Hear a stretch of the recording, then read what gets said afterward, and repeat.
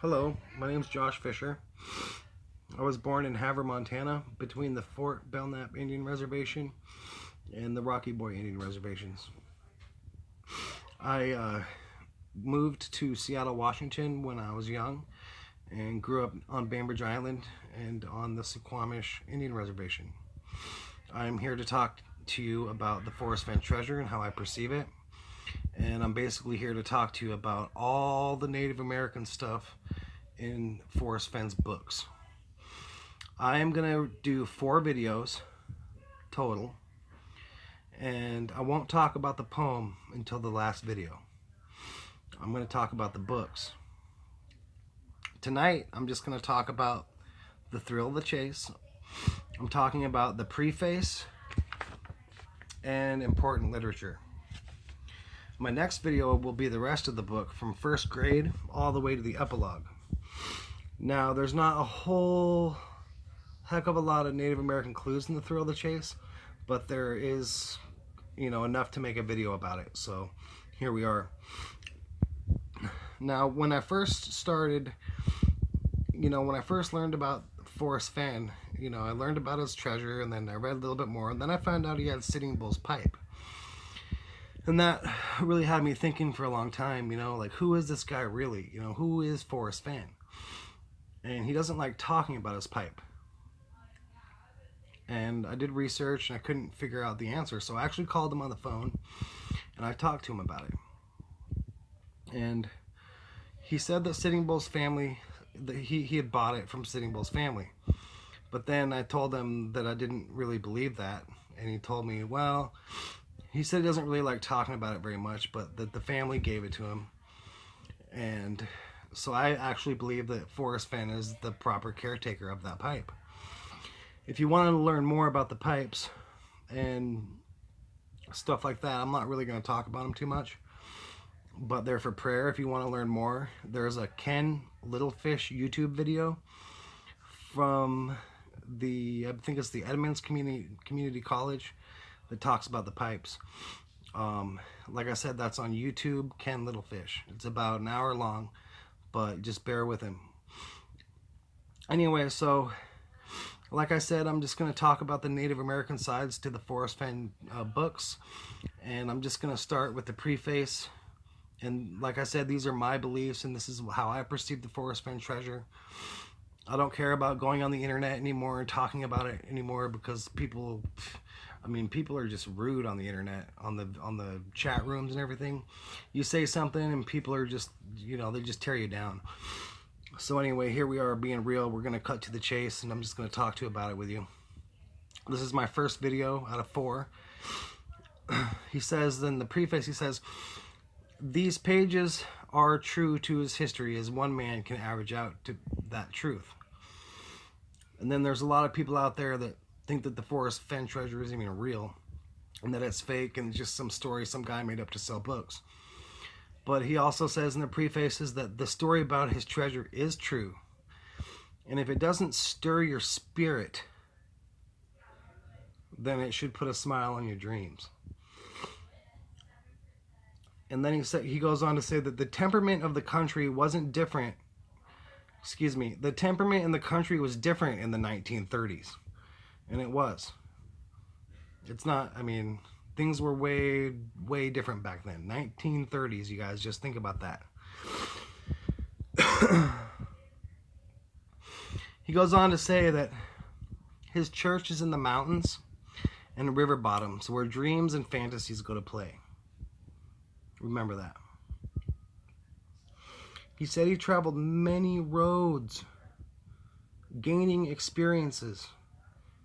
And he said that they weren't always peaceful. And then when he talks about words, he says that, he likes to bend his words. This is basically me just talking about the preface and just touching on points. He said he wrote 8 books in the preface, but we all know he wrote more than 8 books, because he wrote Once Upon a While. Once Upon a While would be the 9th book.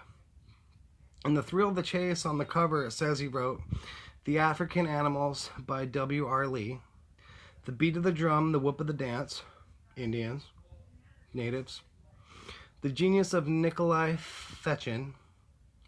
I don't know who that is yet. The Secrets of San Lazar Pueblo. Teepee Smoke. Natives. Historical American Indian Dolls. Natives. $17 per square inch. Too Far to Walk. And then I guess the 9th one would be Once Upon a While. But in reality, if you think about it, he actually wrote 10 books. Because in his book, he did a 20,000 word autobiography. He scrolled it up and put it inside the chest, and you have to have a magnifier to read it. So to me, 20,000 words is basically another book. And I'm pretty sure I know what that book talks about. But I guess time will tell. I'll just say it. I think that the autobiography talks about him and his native friends and the Indians and how he grew up. But that's just me. That's what I believe. He wrote, he doesn't mind getting old, and then his mind stays like it's about 13 years old. And then he goes on to talk about Eric Sloan and how he made a funny joke about his housekeepers, like, oh, Max, he always marries housekeepers because when they get divorced, then they get to keep the house. Ha ha ha. Funny joke, right? Anyway, that doesn't really have anything to do with anything. Just these are just what jumps out at me. He wrote, he was standing with his dad, and he wrote, "Who would you rather have working on your car? A man who just graduated 4 years from mechanics, or a man who had been working on cars for 4 years?" And the only reason I wrote this down is because, I've been in the chat rooms, I've seen the searchers out there, and I'm not, trying to do any kind of racial segregation here, but I haven't seen any Native American Forrest Fenn hunters, okay? So the reason I wrote that down was, and the only reason I'm saying this is because I grew up basically on the Indian reservations my whole life. I know Native Americans, I've been in the ceremonies, I've been to Sweat Lodge, I've seen things, been around the block a couple times. Enough to make these videos and actually know what I'm talking about. So, goes back to what he just said. Who would you rather have working on your car? Who would you rather have telling you these stories? Somebody who doesn't know anything about it, or somebody that knows just a little bit about it? So here I am, telling you just a little bit about it. This is just what I think. These are my opinions. These are my thoughts. These are how I perceived it. And I'm not afraid to share it with you guys. He wrote, this is interesting, if he can make it happen like it's supposed to be. He wrote that. He wrote, if he can make it happen like it's supposed to be. Now think about that. Like it's supposed to be. That's very interesting, and I know what it means. This, you have to wait for my next videos because I'm going to come back to this. And then he goes on to talk about we will all be leftovers of history. Blah, blah, blah. He wants to be remembered, and I'm pretty sure he will. Moving on to important literature.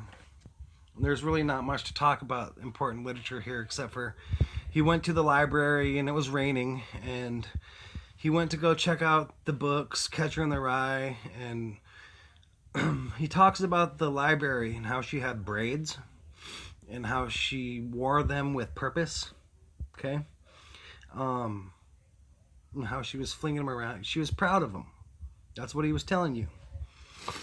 He didn't say anything else about her. He just said that she had braids, okay? And then he was also trying to tell you something like how he didn't like standing in the line. He thought it was dumb. And what he was trying to tell you was, that life basically has no etiquette. And, it doesn't matter if you're 90 years old and you get to stand at the back of the line. You could be dead by the time you get to the front of it. That's all he was basically saying, was that life is dumb that way, and that it basically has no etiquette.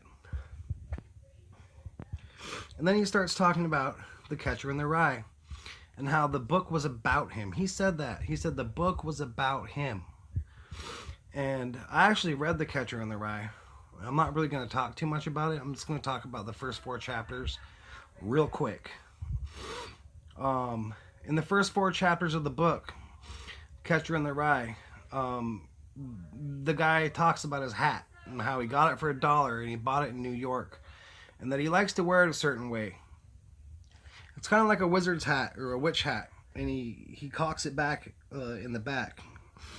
He talks about that quite a few times in the first 4 chapters of The Catcher in the Rye, and I'm just not going to say anything more about that.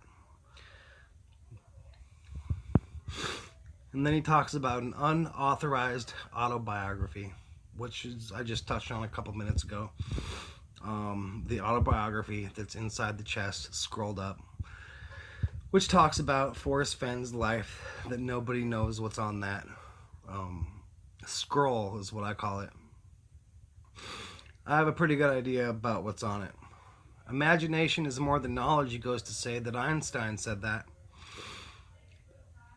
So this is the last thing that really caught my eye in important literature, and then we're done with this video. And I won't be back until after Christmas or a little bit more around New Year's to do from first grade to the epilogue with you guys. Think about this. He wrote, well, I already said that, but I'll say it again. If he can make it happen like it's supposed to be. And then he wrote, so now, as I sit here past midnight beside my juniper fire, reflecting back to the years my awareness first took place. So he's sitting by his juniper fire past midnight, okay? So to me, that's telling me, because of the things I know and where I come from, and that's me thinking he's sitting by his juniper fire. Juniper is a medicine that the Native Americans have used for many, many, many, many years and generations, hundreds and hundreds and thousands of years, and even still today. They put it on their fire and they pray with it, and they even bless themselves with it. New Mexico doesn't have cedar, and the Native Americans up north over here, they use cedar on their fire. I've seen juniper being used on the fire before. And reflecting back to the years where his awareness first took place. His awareness first took place. He's talking, in my opinion, about his spiritual awareness and when it first took its few steps. By his juniper fire. Now think about that. Sitting Bull's pipe. Juniper fire. Awareness. Spiritual awareness. That's what we're talking about here, folks. This is the Native American hints and clues that I'm trying to tell you guys about. And earlier in the video I told you about how there's a difference between the white man world and the Native American world. Well, guess what? There is. It's called the Indian reservations.